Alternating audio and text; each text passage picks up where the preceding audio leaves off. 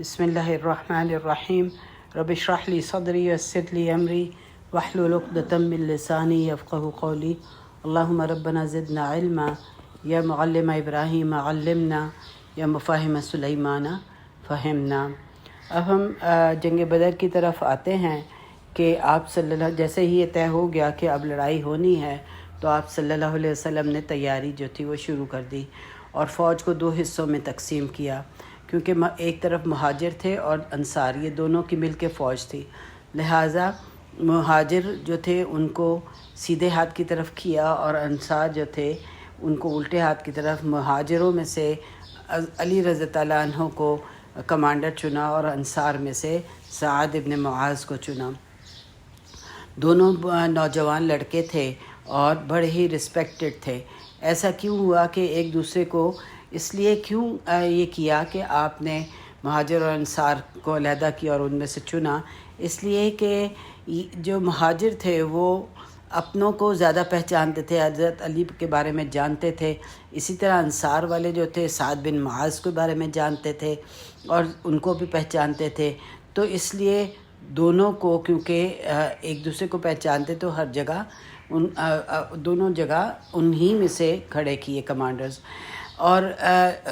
لہٰذا اگر آج کوئی یہ سمجھے کہ مسلمانوں میں کسی قسم کی کلچرل ڈویژن نہیں ہو سکتی تو یہ غلط ہے، کیونکہ اللہ تعالیٰ نے خود قرآن میں یہ کہا ہے کہ ہم نے تم کو شعوب اور قبائل میں اس لیے بنایا ہے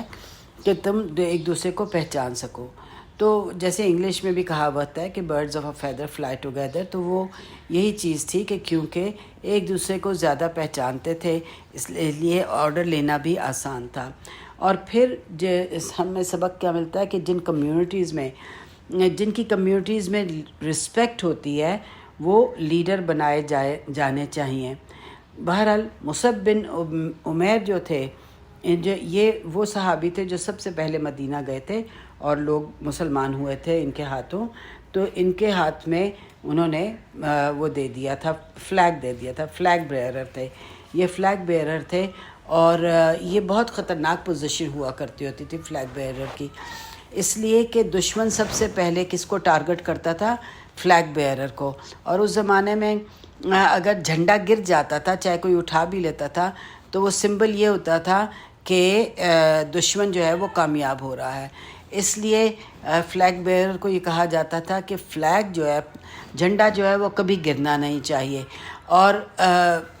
فلیگ بیئرر جو تھا اسی ہی کو سب سے زیادہ ٹارگٹ کیا جاتا تھا، اس لیے کہ سینٹر آف اٹیک ہوتا تھا۔ اور پھر دوسرا فلیگ بیئرر جو تھا وہ اس کا ایک ہاتھ میں تو جھنڈا ہوتا تھا تو ایک ہی ہاتھ سے لڑ سکتا تھا، اس لیے وہ ایک امپیئرڈ بھی ہوتا تھا، اس کی قوت بھی کم ہوتی تھی۔ بہرحال مقصد کیا ہوتا فلیگ بیئرر کا کہ ایک مارکر ہوتا تھا۔ اس زمانے میں فوج کے نوجوانوں کو پتہ چلتا رہتا تھا کہ فوج کہاں ہے۔ وہ لڑائیاں آج کل ہم سوچ ہی نہیں سکتے نا اس لڑائی کے بارے میں، کیونکہ وہ ہینڈ ٹو ہینڈ لڑائی ہوتی تھی۔ آج تو ہمارے ہاں مختلف قسم کے بامز ہیں، مختلف قسم کے آج طریقے نکل آئے ہیں، لیکن اس زمانے میں ہینڈ ٹو ہینڈ لڑائی ہوتی تھی۔ تو اس میں یہ ہوتا تھا کہ جب جنگ ہوتی تھی تو کچھ آگے چلے جاتے تھے دشمن کی فوج میں، دوسرے ادھر آ جاتے تھے، تو یہ پتہ نہیں چلتا تھا کہ اپنی فوج کے لوگ کہاں ہیں۔ تو جو فلیگ بیئرر تھا، جس کے ہاتھ میں یہ سب ہوتا تھا، فلیگ ہوتا تھا، اس سے پتہ چلتا رہتا تھا کہ ان کے فوج کے لوگ کہاں ہیں۔ بہرحال جو آپ صلی اللہ علیہ وسلم بدر کے مکان میں پہنچے 16 رمضان کو، یہ ہجرہ کا 2 سال تھا، اور آپ نے کیمپ کیا اور آپ قریش سے ایک دن پہلے پہنچ گئے تھے۔ تو ابن منظر جو کہ ایک صحابی تھے وہ آئے اور آپ صلی اللہ علیہ وسلم سے انہوں نے سوال کیا کہ کیا یہاں پر آپ جو یہاں پہ رکے ہیں، کیا وحی کے ذریعے آپ کو اطلاع دی گئی ہے یا یہ آپ کی اپنی اوپینین ہے؟ تو آپ صلی اللہ علیہ وسلم نے کہا کہ یہ میری اپنی اوپینین ہے۔ تو پھر ابن منظر نے ان سے کہا کہ میرا مشورہ یہ ہے کہ ہم آگے جائیں تاکہ بدر کے کنوؤں پر ہمارے پاس ہو، تو ہم اس کا پانی کا کنٹرول ہمارے پاس ہوگا۔ تو ان کا جو یعنی ہمارے پاس ان کے پاس ایکسیس نہ ہوگا قریش کو۔ تو جبریل علیہ السلام آئے اور انہوں نے کہا کہ آپ ابن منظر کا مشورہ مان لیں۔ تو ایسا ہی کیا گیا، اور پھر وہاں پہنچ کے تمام جو چھوٹے چھوٹے کنویں تھے ان کا پانی ایک بڑے کنویں میں ڈال دیا گیا، اور باقی کنویں جو تھے وہ بند کر دیے گئے تاکہ قریش کو پانی کی ایکسیس نہیں ہو، ان کے پاس پانی نہ ہو۔ اس کے بعد آپ نے مشورے کیے، آپ صلی اللہ علیہ وسلم نے مشورے کیے، اور ہم اس سے بھی یہ دیکھتے ہیں کہ مشورے کی اہمیت کتنی تھی۔ حالانکہ آپ صلی اللہ علیہ وسلم کو ایک ایک بات کا اندازہ تھا کہ انہوں نے جیتنا ہے، اللہ نے وعدہ کیا ہوتا، لیکن اس کے باوجود صحابہ سے مشورے کیے، اور صحابہ کی اطاعت بھی مثالی تھی۔ یعنی یہ ہسٹری میں کبھی ایسا نہیں ہوا کہ اس قدر اطاعت ہو۔ ایک دفعہ آپ صلی اللہ علیہ وسلم خطبہ دے رہے تھے تو مسجد کے دروازے میں ایک شخص کھڑا تھا، آپ نے اس سے کہا بیٹھ جاؤ، تو عبداللہ بن مسعود سڑک کراس کر کے آ رہے تھے، انہوں نے فوراً جب یہ لفظ سنا تو وہ سڑک کے درمیان بیٹھ گئے۔ تو آپ صلی اللہ علیہ وسلم نے بعد میں ان سے کہا کہ ابن مسعود میں تمہیں تو نہیں کہہ رہا تھا، تو تم کیوں بیٹھ گئے؟ تو انہوں نے کہا یا رسول اللہ صلی اللہ علیہ وسلم، میں آپ کی زبان سے کوئی ایک حکم سنوں اور اس کو پورا نہ کروں، اس کی مجھ میں استطاعت نہیں ہے۔ اسی طرح حضرت علی رضی اللہ عنہ کو ایک دفعہ آپ نے کہا تھا کہ یہ احکامات لے کے جاؤ، اور یہ کہا کہ واپس مت لوٹنا، یہ احکامات دے کر آنا۔ تو علی رضی اللہ عنہ، سیدنا علی رضی اللہ عنہ مڑنے لگے، لیکن پھر ایک دم خیال آیا کہ انہوں نے کہا تھا کہ واپس نہیں آنا، تو وہیں سے کھڑے ہو کے مڑے بغیر انہوں نے سوال کیا آپ صلی اللہ علیہ وسلم سے۔ تو یہ سب چیزیں جو ہیں ہمیں کیا پتہ بتاتی ہیں کہ صحابہ کی اطاعت بہت مثالی تھی، لیکن اور جہاں پہ کہیں مشورہ دینا ہوتا تھا تو صحابہ کرام ضرور دیتے تھے۔ تو آپ کے لیے ایک خاص جگہ جو تھی وہ بنا دی گئی جہاں آپ جنگ کا منظر دیکھ سکتے تھے۔ اب رات ہو گئی اور سب جو تھے وہ سو گئے، لیکن آپ جو تھے وہ جاگتے رہے، اور جاگ کے آپ نے کیا کیا کہ دعا کرتے رہے۔ یہ امام احمد کی روایت ہے کہ آپ صلی اللہ علیہ وسلم نے اللہ سے باتیں کرتے رہے اور یہ کہا کہ اے اللہ، اگر یہ جماعت آج ختم ہو گئی تو اس زمین پر تیری عبادت کبھی نہیں ہو سکے گی، کیونکہ آپ صلی اللہ علیہ وسلم آخری رسول تھے۔ اب جیسے ہی آدھی رات ہوئی تو ہلکی ہلکی بارش شروع ہو گئی، اور جب بارش شروع ہو گئی تو یہ جو بارش تھی ہلکی، یہ اچھی تھی، کیونکہ اس میں یہ تھا کہ صحابہ کرام کے جو کہ ریت میں چلنا بہت مشکل ہوتا ہے، آپ کے پاؤں اندر دھنستے جاتے ہیں، لیکن بارش ہو جائے تو زمین ذرا مضبوط ہو جاتی ہے، اس پہ چلنا آسان ہوتا ہے۔ اب یہ آپ صلی اللہ علیہ وسلم 17 رمضان کو جو مارچ کی 17 بنتی ہے اور 6024 CE بنتا ہے، جمعے کا دن تھا کہ آپ پہنچے، اور جب رات ہوئی تو تمام صحابہ جو تھے وہ سو گئے۔ اور یہ سونا بھی جو تھا ایک بہت بڑی نعمت تھی، جس کا ذکر کہ اللہ تعالیٰ نے سورہ انفال میں کیا ہے، اور اللہ تعالیٰ فرماتے ہیں، یا اس کی آیت نمبر 11 میں، اذ یغشیکم النعاس امنۃ منہ وینزل علیکم من السماء ماء لیطہرکم بہ ویذہب عنکم رجز الشیطان ولیربط علی قلوبکم ویثبت بہ الاقدام، کہ جب تمہیں نیند نے گھیر لیا اور اس کی طرف سے ایک امن تم پہ نازل ہوا، تاکہ اور پھر آسمان سے پانی نازل کیا تاکہ جو شیطان کی گندگی ہے وہ تم سے دور کر دے اور تمہارے قدم مضبوط کر دے، اور پھر یہ کرے کہ یربط بھی اقدام کے تمہارے قدم مضبوط کر دے۔ تو یہ آیات جو تھیں اللہ تعالیٰ نے جن کا کہ نیند کا سونا جو ہے وہ ذکر کیا، اور پھر یہ کہ علی رضی اللہ عنہ کا ایک قول ہے کہ کاش تم دیکھ سکتے کہ ہم سب گہری نیند سو گئے تھے سوائے رسول اللہ صلی اللہ علیہ وسلم کے، کہ جو کہ دعا کرتے رہے۔ جبکہ آج ہم یہ دیکھتے ہیں کہ ہمیں ذرا سا بھی کوئی اہم واقعہ ہو تو کیا ہوتا ہے، ہماری نیند اڑ جاتی ہے، نیند نہیں آ رہی ہوتی، ہم سارے وقت اسی کے بارے میں سوچ رہے ہوتے ہیں۔ لیکن یہ سونا جو تھا وہ ایک نعمت تھا، کیونکہ اس سے کیا ہوا کہ نیند پوری ہو گئی صحابہ کرام کی، تو قدم جو تھے وہ جم گئے ان کے دوسرے دن لڑنے کے لیے۔ اب یہاں پہ جبکہ قریش کی طرف اب بارش کا جیسے میں نے ذکر کیا، تو یہ بارش اس طرف جو ہوئی صحابہ کرام کی طرف وہ ہلکی ہلکی ہوئی، اس سے یہ ہوا کہ ریت جو تھی وہ ٹھہر گئی، لیکن یہی ڈھلوان میں تھی تو ادھر قریش کی طرف جا کے گئی، تو جہاں پہ کہ بارش بہت زیادہ ہوئی تو ان کے لیے چلنا مشکل ہو گیا۔ اور پھر دوسری جو غور طلب بات یہ ہے کہ آپ صلی اللہ علیہ وسلم کا دعا مانگنا۔ ہم یہ دیکھتے ہیں کہ اگرچہ اللہ نے وعدہ کر لیا تھا، اگرچہ وہی بار بار ساتھ ساتھ اتر رہی تھی کہ تم ہی کا ثابت قدم رہو گے، تم کامیاب ہوگے، اس کے باوجود کتنی دعا مانگی، ساری رات دعا مانگی۔ اور پھر یہ نہیں، اس کے بعد بلکہ اس کے بعد بھی دعا مسلسل آپ صلی اللہ علیہ وسلم مانگتے رہے۔ اور لیکن اس میں یہ ہے کہ کچھ تھوڑی دیر کو آپ کی آنکھ لگ گئی، اور جس کا کہ ذکر جو ہے خواب میں اللہ تعالیٰ نے آپ کو دکھایا، جس کا کہ ذکر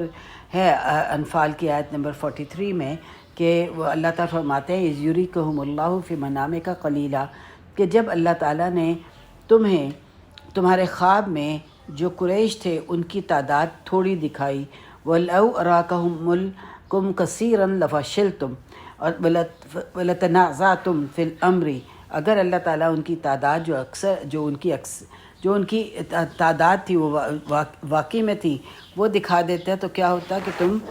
تم لوگوں کے قدم ڈگمگا جاتے اور تم آپس میں تنازع کرتے، لڑتے کہ اس معاملے میں کہ ہم لڑ نہیں سکتے۔ لیکن اللہ سلم، لیکن اللہ جو ہے اس کا فیصلہ مضبوط ہوتا ہے، انہ علیم بذات الصدور، کیونکہ وہ دلوں کا حال جانتا ہے۔ تو ہم یہ دیکھتے ہیں کہ قرآن ساتھ ساتھ یعنی جو کچھ ہو رہا تھا اس کے بارے میں قرآن ساتھ ساتھ کمنٹری کرتا چلا جا رہا ہے۔ اب بات یہ ہے کہ اگر ہمیں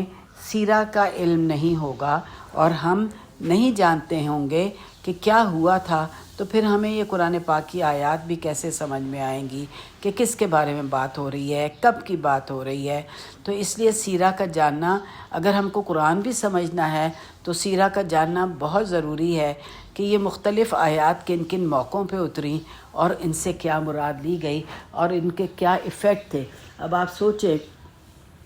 کہ تھوڑے ہونے کے باوجود، اسلحہ کم ہونے کے باوجود اللہ کی طرف سے جو یہ وعدے آ رہے تھے، تو کیوں نہ صحابہ کرام کو جو ہے وہ ان کے دل میں اطمینان ہوتا، ان کے دل میں خوشی ہوتی کہ اللہ کی مدد آ رہی ہے۔ تو اس لیے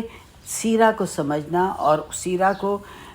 جاننے کے بعد قرآن پاک کی آیات کو سمجھنا وہ بھی ہمارے لیے بہت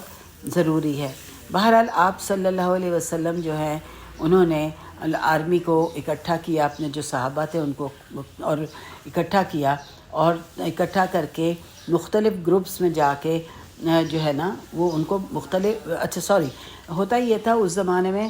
کہ طریقہ کیا تھا لڑنے کا کہ مختلف گروپس جا کے لڑتے ہوتے تھے، یعنی بیچز میں جاتے تھے۔ ایک بیچ گیا وہ لڑا، اس میں سے جو مر گئے باقی جو بچے وہ واپس آ گئے، پھر دوسرا بیچ گیا اس نے لڑا، اس میں سے جو مرے جو بچ گئے باقی آ گئے۔ اس طرح بیچز میں لڑائی ہوتی تھی، لیکن آپ نے بالکل مختلف طریقہ کیا جو اس زمانے میں بالکل نہیں پتہ ہی نہیں تھا کسی کو۔ اور آپ نے کیا کیا کہ صحابہ کرام کو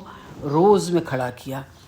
ایک کے بعد پیچھے دو، اس طرح روز بنائی، اور جو جیسے کہ آج کل لڑائی ہوتی ہے تو وہ روز بنائی، تو جس کے بارے میں اللہ تعالیٰ بھی کہتے ہیں نا ان اللہ یحب الذین یقاتلون فی سبیل اللہ صفا کأنہم بنیان مرصوص، کہ اللہ تعالیٰ محبت کرتا ہے ان لوگوں سے جو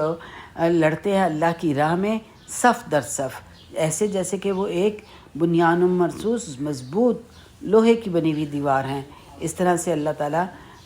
صفوں کا بھی ذکر کرتا ہے۔ اب یہ جو ٹیکٹک تھی کہ صفوں کے ساتھ لڑنا، یہ عربوں نے کبھی استعمال نہیں کی تھی، جیسے میں نے بتایا کہ بیجز میں لڑائی ہوتی تھی۔ تو آپ صلی اللہ علیہ وسلم نے جب ان کو جمع کیا تو سامنے کی رو کے جو لوگ تھے ان کے پاس نیزے تھے، درمیان میں جو لوگ تھے ان کے پاس ہتھیار تھے، اور آخر میں جو لوگ تھے ان کے پاس تیر کمان تھے۔ حالانکہ ان سب لوگوں کے پاس ہتھیار پورے نہیں تھے کیونکہ تو لڑنے کے لیے نکلے ہی نہیں تھے، لیکن کیونکہ چور ڈاکوؤں کا ڈر ہوتا تھا اس لیے اپنی تلوار تو ہمیشہ ساتھ رکھتے تھے، اور کچھ لوگ نیزے بھی لائے ہوئے تھے اور تیر کمان بھی لائے ہوئے تھے۔ تو بہرحال یہ ہوتا رہا۔ اس میں پھر آپ نے جب روز بنوائیں تو آپ ہر رو میں چلتے چلتے، آپ کے ہاتھ میں ایک ڈنڈی تھی، اور آپ جو ان لائنوں کو سیدھا کرتے رہے کہ سیدھی لائن میں جو ہو رو ہو، کوئی آگے پیچھے ہونا ہو۔ آپ کے ہاتھ میں ایک سٹک تھی اور اس کا استعمال کر رہے تھے۔ ایک لائن میں آپ نے دیکھا کہ ایک صحابی جو ہیں لائن سے آگے نکلے ہوئے ہیں، تو آپ نے اپنی اسٹک سے اس کو ہلکا سا ایک پوک کیا، ایک ہلکا سا جا کے لائن لگائی، اسٹک لگائی اور کہا کہ لائن میں چلے جاؤ۔ تو وہ جو صحابی تھے انہوں نے آپ صلی اللہ علیہ وسلم سے یہ کہا کہ آپ صحابی نے کہا کہ آپ نے مجھے اسٹک سے پوک کیا ہے، اور جب کہ میرا کوئی قصور بھی نہیں ہے، اور آپ نے مجھے پوک کیا ہے کہ تم آپ صلی اللہ علیہ وسلم نے کہا کہ میں نے اس لیے کیا ہے کہ تم لائن میں چلے جاؤ۔ تو اس نے یہ کہا کہ بغیر کی وجہ سے، کسی وجہ کے آپ نے مجھے تکلیف دی ہے، تو اللہ تعالیٰ نے آپ کو حق اور انصاف کے ساتھ بھی بھیجا ہے یہاں پر۔ اب میں بھی انصاف مانگتا ہوں کہ میں بھی ایسا ہی کروں جیسے آپ نے میرے ساتھ کیا ہے۔ تو یہ ایک بڑی حیران کن بات ہے کہ ایک عام سا سپاہی جو ہے اپنے ایک جنرل سے ایسی بات کر رہا ہے، جبکہ آج کل کسی سپاہی میں تو اتنی ہمت ہوتی ہی نہیں کہ وہ کسی جنرل سے یہ بات کر سکے۔ لیکن بہرحال آپ نے فوراً ایسا کیا کہ اپنا جبہ جو تھا وہ اوپر کر دیا، اور آپ کو کہا کہ اسٹک اس کے ہاتھ میں دے دی اور کہا کہ یہ لو، تم اپنا بدلہ لے لو۔ اب یہ ان امیجنیبل ہے کہ ایک جنرل ایک عام سپاہی سے کہہ رہا ہے کہ ٹھیک ہے تم اپنا بدلہ لے لو، کہ حالانکہ آپ نے تو اس کو لائن میں جانے کے لیے پوک کیا تھا۔ بہرحال وہ سپاہی فوراً آگے بڑھا اور آ کے آپ کو کس کر لیا اور اپنا جسم آپ کے جسم کے ساتھ لگا لیا۔ تو آپ صلی اللہ علیہ وسلم نے اس سے کہا کہ یہ کیا ہے؟ تو اس سپاہی نے جواب دیا کہ یا رسول اللہ صلی اللہ علیہ وسلم، جو بھی حالات ہیں آپ کے سامنے ہیں، میری خواہش ہے کہ اگر میں مر جاؤں تو میں چاہتا ہوں کہ میرا آخری عمل جو ہے وہ آپ کے جسم کے ساتھ جسم کا ملا ہوا ہو۔ یعنی تو آپ صلی اللہ علیہ وسلم اس چیز سے بہت خوش ہوئے، آپ نے اس کے لیے بہت دعا کی۔ لیکن اس سے ہمیں پتہ چلتا ہے کہ محبت کا عالم دیکھیں کہ کس قدر آپ صلی اللہ علیہ وسلم سے محبت تھی لوگوں کی، اور آپ نے یعنی باوجود اس کے کہ ایک آرمی جنرل تھے، ایک ریفارمر تھے۔ عموماً ہوتا کیا ہے، جب کوئی آپ کی کو ریفارم کرتا ہے، آپ کو صحیح بات بتاتا ہے اور آپ کو کہتا ہے کہ ایسا نہیں، ایسا کرنا چاہیے، تو آج کیا ہوتا ہے؟ ہوتا یہ ہے کہ ایک اس کی سے چڑ چڑھتی ہے، یہ ہمیں نصیحت کیوں کر رہے ہیں، ہمیں کیوں بتا رہے ہیں کہ ہمیں پتہ نہیں ہے۔ تو ایک ریفارمر عموماً جو ہے جب اس کو ریفارمز کرتا ہے تو عموماً اس کو زیادہ پسند نہیں کیا جاتا، لیکن رسول پاک صلی اللہ علیہ وسلم سے جو ان کی صحابہ کرام کی محبت تھی وہ ایک مثالی محبت تھی۔ اور بھی اس کے علاوہ بھی اور بھی بہت سی مثالیں ہیں، بہت سے واقعات ہیں جس میں صحابہ کرام کی محبت کے تمام واقعات جو ہیں وہ آتے ہیں۔ اب یہاں پہ وقت نہیں ہے، لیکن پھر یعنی کہ ہم صرف یہ کہہ سکتے ہیں کہ آپ صلی اللہ علیہ وسلم کی جو صحابہ نے کہا تھا نا سمعنا واطعنا، کہ ہم نے سنا اور ہم نے اطاعت کی، اس پہ وہ سب پورے اترے تھے کہ جو سنتے تھے وہ دیا تھا۔ اس کے علاوہ ہم یہ دیکھتے ہیں کہ کیا اخلاق دیا اللہ تعالیٰ نے رسول پاک صلی اللہ علیہ وسلم کو۔ یعنی جیسے جیسے میں سیرہ آگے بڑھتی چلی جا رہی ہوں تو آپ کی شخصیت میرے سامنے جب آ رہی ہے تو ایک اتنی اندر سے محبت اٹھتی ہے، دل چاہتا ہے کہ ہم انہیں دیکھ سکیں، دل چاہتا ہے کہ ہم ان کے ساتھ ہو سکیں۔ تو انشاءاللہ اللہ نے موقع دیا ہمیں ضرور، تو ہم قیامت کے دن جنت میں ان کے ساتھ بھی ہوں گے، ہم ان کو دیکھ بھی سکیں گے، ہم بات بھی کر سکیں گے۔ لیکن اس دنیا میں جب کہ ہمارے اندر خیر اور شر دونوں ڈال دیا گیا ہے، اس کے باوجود آپ صلی اللہ علیہ وسلم کا اخلاق کا اتنا مکمل ہونا کتنا حیران کن ہے کہ ایک سپاہی کی بات پہ آپ نے اسٹک اس کے حوالے کر دی کہ تم اپنا بدلہ لے لو۔ کیا آج کوئی جنرل یہ سب کچھ کر سکتا ہے؟ اور آج بھی اگر آپ دیکھیں تو یہ جو عرب ہیں ان کی مثال جو ہے نا بہت مختلف ہے ہمارے سے۔ جب یہ گلف وار ہونی تھی تو سارے فوجیں جو تھیں وہ وہاں بھیجی گئی تھیں سعودی عرب، تو جو پاکستان سے کرنل گئے تھے وہ میرے ہسبینڈ کے بہت قریبی دوست تھے، تو وہ خود ہمیں اپنا ایکسپیرینس یہ بتا رہے تھے کہ انہوں نے ہمیں اپنا ایکسپیرینس بتایا کہ جب ہم یہاں پہ آئے اور ہم نے دیکھا کہ جہاں پہ تمام جو عرب فوجیں تھیں مختلف علاقوں کی، ان کے ٹینٹس تھے اور وہ ان ٹینٹس میں بیٹھی ہوئی تھیں، تو ہم جب اپنا ٹینٹ دیکھا تو ہم نے، اور قالینیں تھیں اور گاؤ تکیے تھے، تو ہم نے ان سے کہا کہ نہیں، ہم تو زمین پہ نہیں بیٹھ سکتے، ہماری فوجیں تو زمین پہ نہیں بیٹھتی ہیں، ہمیں تو میز اور کرسی چاہیے، کرسیاں چاہیے، لہٰذا ہمارے لیے صوفے اور کرسیاں آئیں آئیکیا سے، تاکہ ہم اس میں بیٹھ سکیں۔ اور اس کے بعد وہ کہنے لگے کہ حیران کن چیز تھی کہ جب کھانا سرو ہوتا تھا تو چاہے کوئی میجر ہو، تو چاہے کرنل ہو، تو چاہے کوئی بھی ہو، سب روز زمین پہ بیٹھ جاتے تھے اور زمین پہ بیٹھ کے کھاتے تھے۔ تو یہ کہنے لگے کہ ہم نے ان سے کہا کہ ہم تو ایسا نہیں کھانا کھائیں گے، ہمیں تو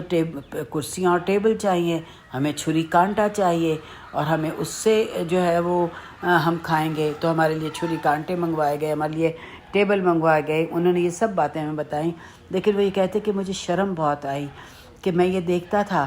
کہ عرب اگر جنرل بھی ہوتا تھا تو اپنی گاڑی کا دروازہ خود کھول کے بیٹھ جاتا تھا، جبکہ ہمارے ہاں ہمارا ایک عام سا جو وہ ہوتا تھا، میجر بھی ہوتا تھا یا کیپٹن بھی ہو جاتا تھا، تو اس کے لیے سپاہی آتا تھا، گاڑی کا دروازہ کھولتا تھا تو تب وہ اندر بیٹھتا تھا۔ اور کھانا تو ہم سپاہیوں کے ساتھ، عام سپاہیوں کے ساتھ کھاتے ہی نہیں تھے، ہم تو بالکل جو کرنلز اور جنرلز ہوتے تھے وہ علیحدہ کھاتے تھے۔ تو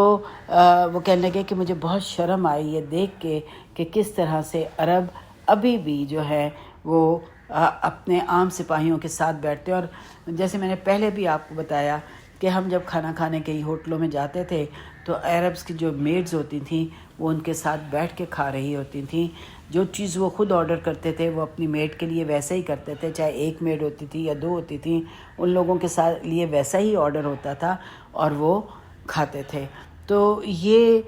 جو چیز ہے یہ ہمارا دین ہمیں دیتا ہے، لیکن افسوس کی بات یہ ہے کہ آج ہم نے دین کو چھوڑ کے انگریزوں کی جو پریکٹسز ہیں ان کو اپنایا ہوا ہے، جس کی وجہ سے آج ہم اپنے اسلام کی روایات سے بالکل لا علم ہے۔ اللہ سے دعا ہے کہ وہ ہمیں اپنے آپ صلی اللہ علیہ وسلم کی سیرت کو جاننے اور اس پہ عمل کرنے کی توفیق دے، اور اللہ تعالیٰ سے دعا ہے کہ پھر ہمارے اعمال کو قبول بھی کر لے، آمین۔ ربنا تقبل منا انک انت السمیع العلیم وتب علینا انک انت التواب الرحیم، وصلی اللہ علی نبینا محمد وعلی آلہ وصحبہ اجمعین، وآخر دعوانا الحمد للہ رب العالمین۔